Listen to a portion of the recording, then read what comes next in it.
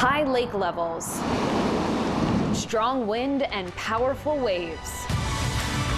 The shores of the Great Lakes have taken a beating over the last few years, with millions of dollars in damage left behind. Shorelines are being washed away, homes flooded, and in spots, this recreational treasure we love reduced to rubble. The city of Chicago has a world-class lakefront. It's a park all the way up and down, and it should remain that way. And I think that we need to protect it and make sure it doesn't unravel.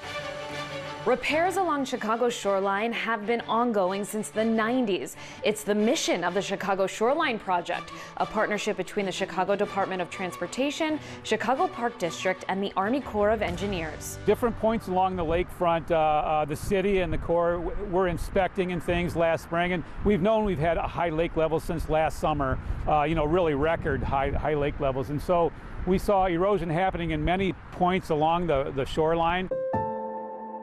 Very wet conditions across the Great Lakes Basin for the past several years have played a major role in this increase in lake levels.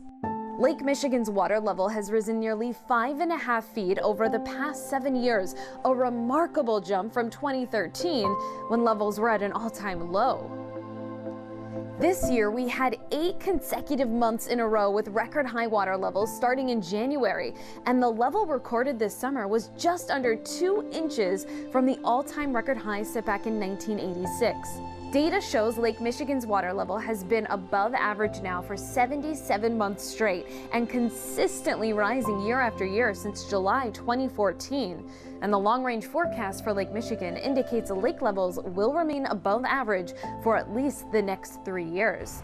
Near record lake levels causing scenes like this, beach erosion up and down Chicago's lakefront. Army Corps of Engineers are working diligently to protect our shoreline. This is one of them that we saw, and the proximity to Lakeshore Drive is very close, and you just don't want it to continue to unravel. As you know, some storms have such great intensity that, 10, 20, 30 feet can start to erode, and then another storm comes along and it just starts eating its way towards Lakeshore Drive.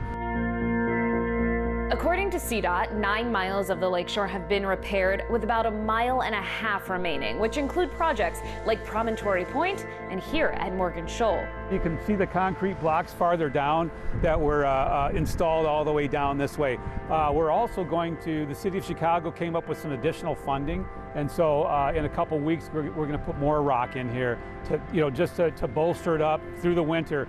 Because as you know, during the wintertime, the storms can be very great and can cause a lot of erosion. A temporary plan in place, but according to CDOT, the Morgan Shoal project could cost more than $71 million for design and construction when complete. A special emphasis on this area to protect the city, the drive, and something special that lies beneath the waves.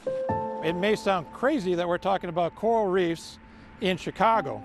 But if you go back in time 425 million years, Chicago was not in the same place that it was here today. It was actually south of the equator, and this entire area was a shallow tropical sea full of coral reefs and all kinds of bizarre marine life. And there are scattered coral reefs all over the place. So it's an ancient coral reef. It also happens to be right next to Lakeshore Drive.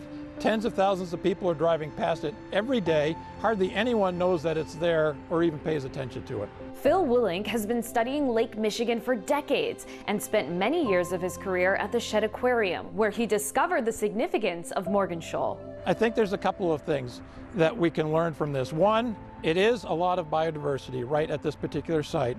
And by studying why there's a lot of biodiversity at this particular site, we can apply it to other types of projects. For example, if you look along the lakefront, you see that there's a lot of work due to erosion, and so there's a lot of efforts to try to stop this erosion, and there's a lot of breakwaters in Chicago to protect the city's infrastructure. But here at Morgan Shoal, we have basically a natural breakwater.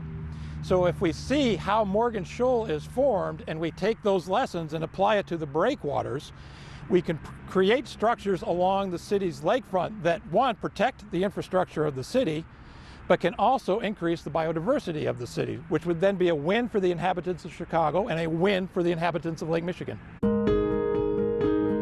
Heading north up the shore, a new technique is being put in use to repair the damage left behind by winter storms and Lake Michigan's fury. What you're seeing behind us is what's called a trap bag system. They are essentially really large sandbags, but you don't have to fill them with sand. So the ones that you're seeing here are actually filled with pebbles or rocks to make it a little more stable. And the idea is that it breaks up the wave action. And it is intended to be temporary, so we don't think the lakefront will always look this way, but while the water levels are high, it's a way for us to be able to do repairs and still allow people to use it once we're done, so that we can make sure the lakefront's accessible to everyone.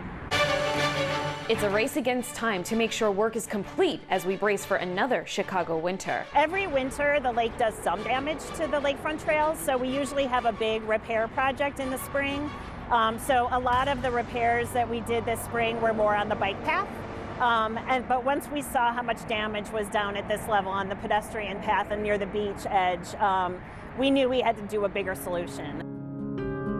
But we know, as the record shows, Lake Michigan's water levels will continue to fluctuate, bringing us highs and lows. This is our city, Chicago. Why is it so important to you and your team and everyone working on this to protect our shoreline? Absolutely. Well, as we mentioned, we talked about the residents needing recreation and open space, but the lakefront is actually also a really big economic driver for the city. So if you think of all the festivals and events and concerts and the air show and things that bring in tourists to the city of Chicago, it's jobs, it's making sure that our city is healthy from an environmental standpoint. We want to make sure this is our water source. So all those things come into play and just make the lakefront and the shoreline a critical resource for all of us.